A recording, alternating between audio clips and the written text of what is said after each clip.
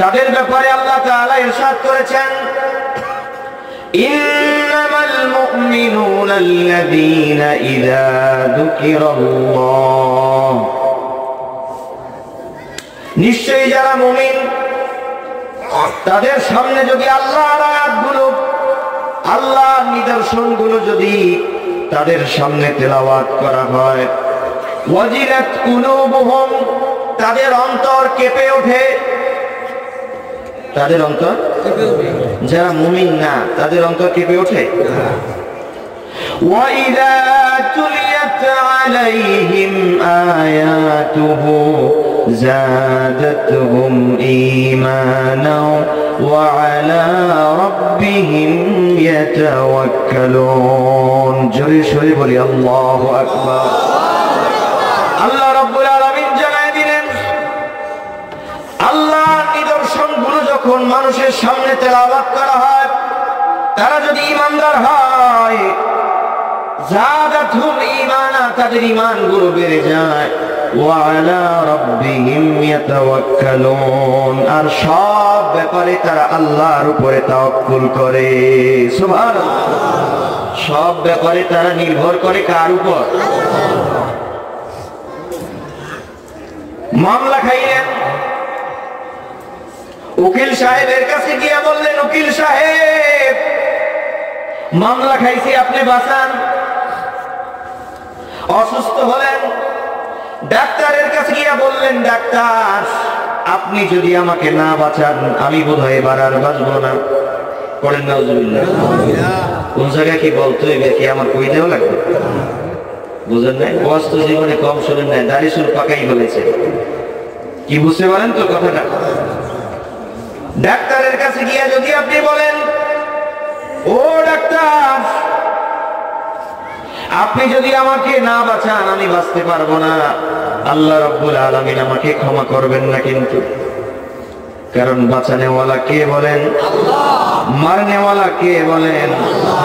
আল্লাহ বলছেন, কুল ইন্না সালাতি ওয়া নুসুকি ওয়া মাহইয়ায়া ওয়া মামাতি লিল্লাহি রাব্বিল আলামিন। জোরে সোরে বলি আল্লাহু আকবার। আল্লাহ তাআলা ঘোষণা দিলেন, কুল ইন্না সালাতি, আমার নামাজ, নামাজ শুধু নামাজ, নামাজ শুধু নামাজ নয়, সালাত মানে হলো আল্লাহ রাব্বুল আলামিনকে দুনিয়ার সব কিছুর উপরে মর্যাদা দিয়া, আমার আল্লাহকে সব কিছুর উপরে ভালোবেসে, আমার আল্লাহকে সব কিছুর উপরে বেশি প্রাধান্য দিয়া, দুনিয়ার সব লালসাকে ছেড়ে দিয়ে ইন্নী ওয়াজ্জাহতু ওয়াজহিয়া লিল্লাযী বলে আমার আল্লাহর দিকে ফিরে আমার এই মাথাটা, মূল্যবান মাথাটাকে, মূল্যবান কপালটাকে সিজদার মাধ্যমে আল্লাহর কাছে সঁপে দেওয়ার নাম হলো নামাজ। নামাজ কি শুধু কপাল টাকাইয়া সিজদা দিয়ে কপালে দাগ বানাইলে নামাজ হয়? কি কথা বুঝেন নাই? আপনি নামাজ পড়লেন, মনে মনে চিন্তা থাকলো সব আমার, সব আমার, সব আমার, তাহলে হবে? সিজদা দিলেন কাকে? আল্লাহকে। আল্লাহ রাব্বুল আলামিন সব জায়গার কর্তৃত্ব আল্লাহ তাআলা তার উপরে দিয়েছেন, কিন্তু নির্ধারিত একটা জায়গা, একটা স্থান আছে, যে স্থানটার মূল্য, যে স্থানটার জায়গা, যে স্থানটার একমাত্র অধিকারী আমার আল্লাহ, সেটা হলো আমাদের কপাল। সেটা কি? এই কপালের সিজদা দিয়া আল্লাহ ছাড়া অন্য কোন জায়গায় দেওয়া যাবে সিজদা? বলেন। কপাল দিয়ে কি করা যায়? সিজদা দেওয়া যায় না, এছাড়া আর কি করা যায়? তাহলে সিজদাটা কার জন্য? সিজদা কেন দেই? আল্লাহর জন্য। এটা তো মুখস্থ কথা। সিজদাটা তো আল্লাহকে পাওয়ার জন্য দেই, কিন্তু ওই যে আজকে মাগরিবের নামাজ বা এশার নামাজ যখন পড়লাম, তখন আপনারা যারা এখানে জামাত হয়েছে না মসজিদে? এখানে জামাত হয়েছে। জামাতের সময় যখন আপনারা সিজদাগুলো দিয়েছেন, কয় রাকাত নামাজ পড়লেন এশায়? 9 রাকাত। কয়টা সিজদা হইল? কি হিসাব বুঝতে পারেন না? এক রাকাতে সিজদা কয়টা? কয়টা? 2টা। তো 9 রাকাতে সিজদা কয়টা? আমাকে একটু বুকে হাত দিয়ে বলেন তো, আমি 18টা সেজদার একটা সেজদায় আমি চিন্তা করেছি, আল্লাহ তোমার জন্য সেজদা দিলাম, এই কপাল আর কারোর জন্য আমি দেব না। সুবহানাল্লাহ। এই চিন্তায় আমরা কয়জনে করে সেজদা দিছি? কি বলেন, দিছি? এখন মাথা ধরো। হাজিরিন, নামাজ শুধু নামাজ না, নামাজ মানে নিজেকে সব কিছুর উপরে আমার আল্লাহকে প্রাধান্য দিয়ে আমার এই মস্তকটাকে নত করে আল্লাহর জমিনের উপরে ঠেকাইয়া আমার আল্লাহকে ভালোবাসা দেখানো এবং ভালোবাসা অন্তরে পোষণ করার নাম হলো নামাজ। কি বলেন, কথা ঠিক না ঠিক? হাজিরিন, এই জন্য আল্লাহ জানাই দিলেন, ওয়া মামাতি, তোমার মরণ হবে আল্লাহর জন্য, সলাতি ওয়া নুসুকি, তোমার কুরবানি হবে, নামাজ হবে আল্লাহর জন্য, তোমার জীবনটা হবে আল্লাহর জন্য, তোমার মরণ হবে আল্লাহর জন্য। তাহলে আমাদের সব কার জন্য? সব কার জন্য? আল্লাহর জন্য। এটা আমরা মুখে বলবো না, অন্তরেও বিশ্বাস করবো। এই যে দেখেন, ব্যবসা বাণিজ্য আমরা করি না, আমাদের এখানে যারা উপস্থিত একটু কষ্ট করে হাত তুলবেন, চাদর থেকে বের করে যারা ব্যবসায়ী একটু হাত তোলেন, ব্যবসা করেন যারা, মাশাআল্লাহ অনেক ব্যবসায়ী, বলি আলহামদুলিল্লাহ। আল্লাহ নবী বলেন, আত-তাজির সুদুকুল আমিন মা'আন নাবিয়্যিন ওয়াস সিদ্দিকিন ওয়াস সালিহিন। কি বলেন?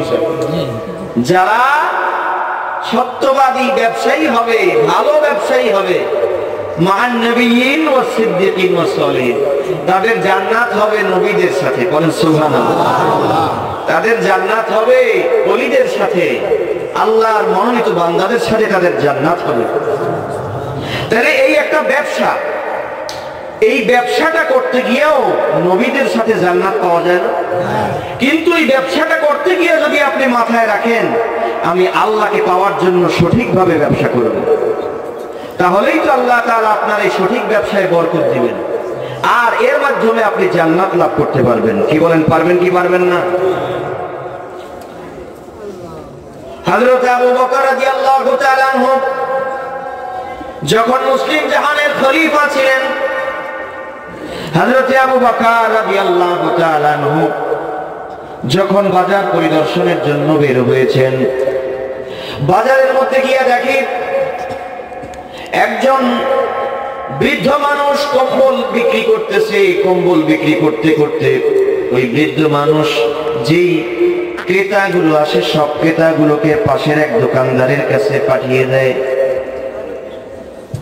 হযরত আবু বকর জিজ্ঞাসা করে, ও ব্যবসায়ী, তোমার কাছে কাস্টমার আসে, তোমার কাছে কম্বল আছে, কিন্তু তুমি কেন পাশের ব্যবসায়ীর কাছে পাঠিয়ে দাও?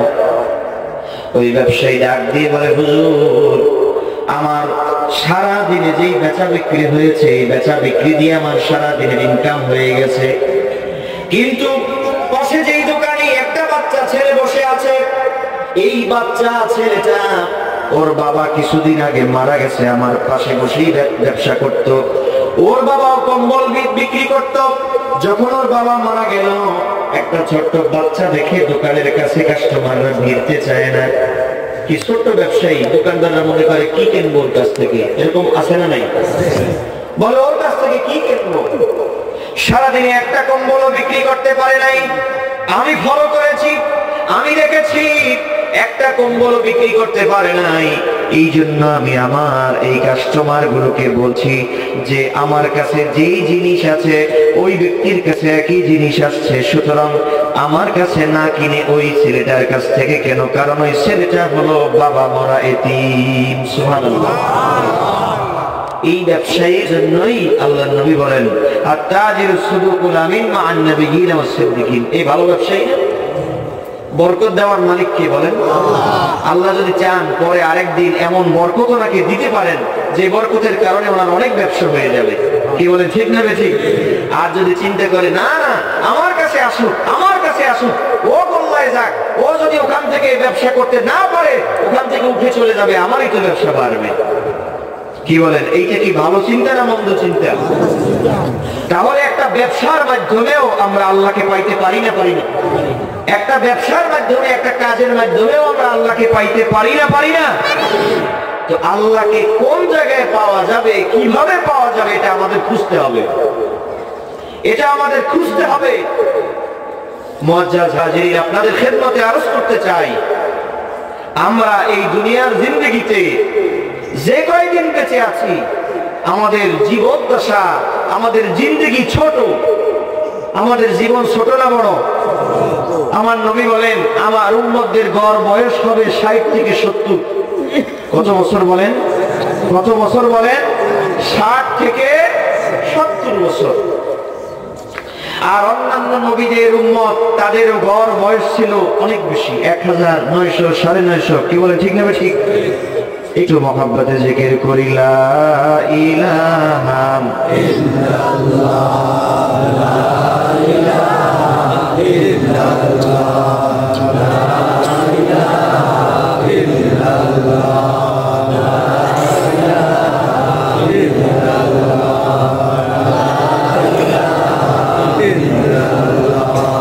লা ইলাহা ইল্লাল্লাহ,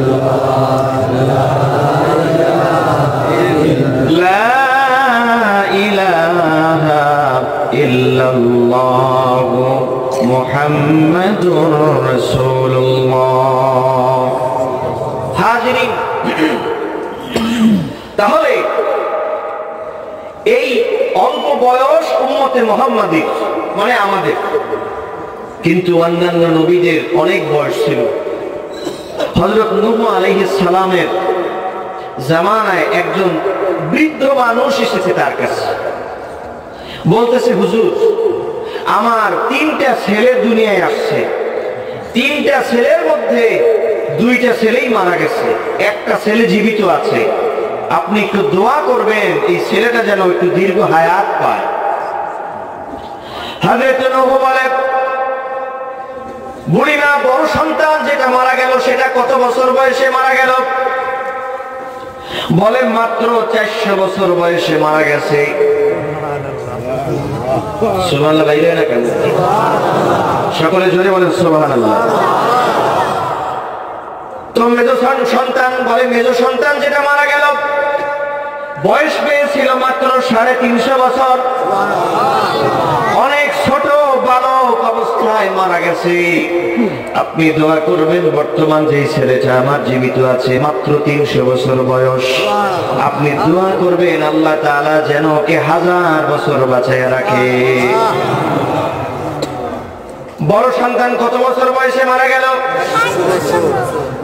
এখন কারো বয়স যদি, আমাদের গড় বয়স যদি 100 হয়, আর যদি কেউ 40 বছর বয়সে মারা যায়, আমরা বলি না যে অকাল মৃত্যু?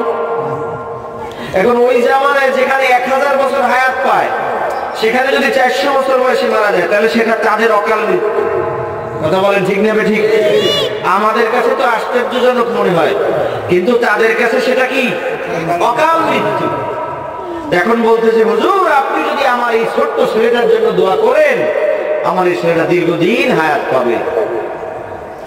হযরত নূহ ডাক দিয়ে বলে, বুড়িমা, আপনি তো 400 বছর বয়সের সন্তান পাইলেন, 350 বছর বয়সের সন্তান পাইলেন, 300 বছর বয়সের সন্তান আপনার জীবিত আছে, কিন্তু আপনি জানেন না শেষ জামানার যিনি নবী হবেন, নবী মুহাম্মদ, তার উম্মতদের গড় বয়স হবে 60 থেকে 70 বছর। বুড়ি বড় আশ্চর্য হয়ে গেলেন, বলে, কি বলেন? 60-70 বছর জিন্দেগি যদি আমাকে আল্লাহ দিতেন, তাহলে আমি একটা সেজদা দিয়ে আমার জীবনটা কাটাইতাম,